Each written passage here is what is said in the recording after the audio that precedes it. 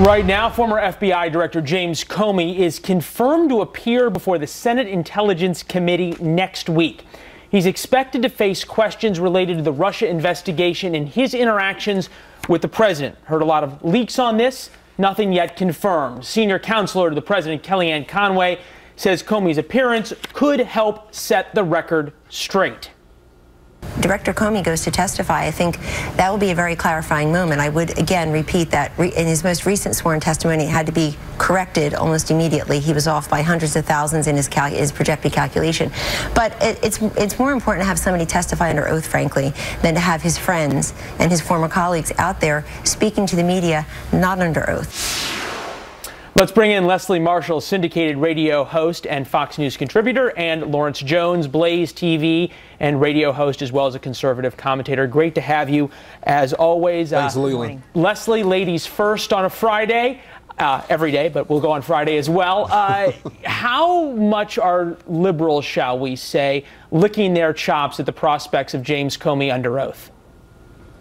Not as much as you would think. I, as a liberal with chops I like to lick, especially when we talk about Trump and Russia, I don't think we're going to get the answers, and quite frankly, left or right, because the majority of American people want the answers, want the truth. And I think the question everyone wants the answer to is whether or not there was any collusion specifically by the president himself.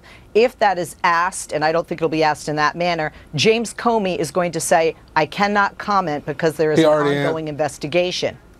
Lawrence? He already answered that question. James Comey already answered that question. He said there is no collusion between Donald Trump. There's no evidence to suggest that. He's investigating the campaign when he was there, but there was never any evidence. He told this to the Senate chairman and a ranking member. That's already been discussed. But Lawrence, isn't there a fear here among Republicans that if all of a sudden Director Comey testifies as that original article said, that the president essentially asked him to back off Mike Flynn? It may not be a crime. We'll get to that in Karl Rove in a minute. But it certainly doesn't look good.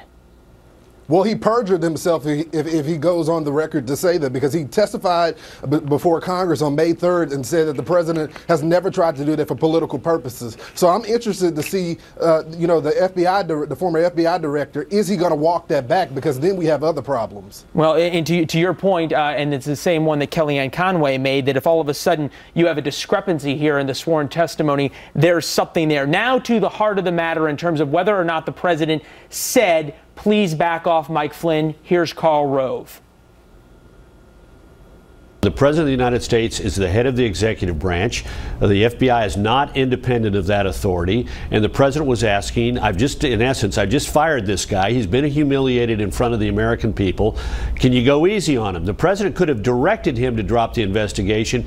And unless there was underlying corruption, that is to say, the President benefited in a corrupt fashion from that decision, there's no crime.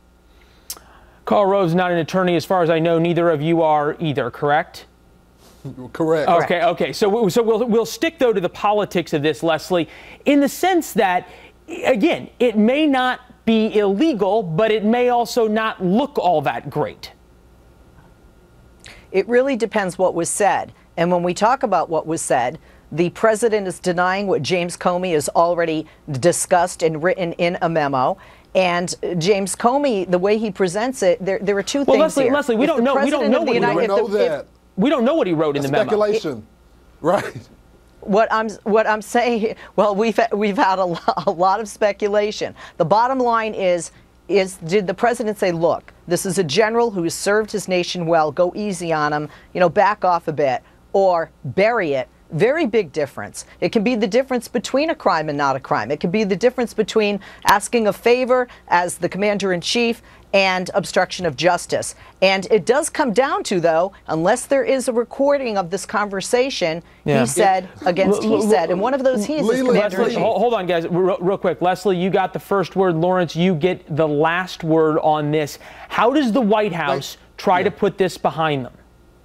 Well, I think they just stick with the facts, because if there was obstruction of justice, why didn't Comey tell the Attorney General or the Deputy Attorney General. That is his duty as the FBI director, and somebody that claims to be the superhero of the FBI and bring back the integrity. He's going to have to answer that. If he really felt like there was obstruction of justice, why didn't he report it? And he didn't until he got fired, apparently, if he goes on the stand and say that. Well, and to that point, he has a duty if he feels as though justice is being obstructed. Certainly a question that he will probably get in many different forms. He is a lawyer, so he'll have an interesting way to answer them, we are sure. Leslie, Lawrence, appreciate you both being here. Have a great weekend. Thanks, Leland. All right. You Heather? too. Thank you.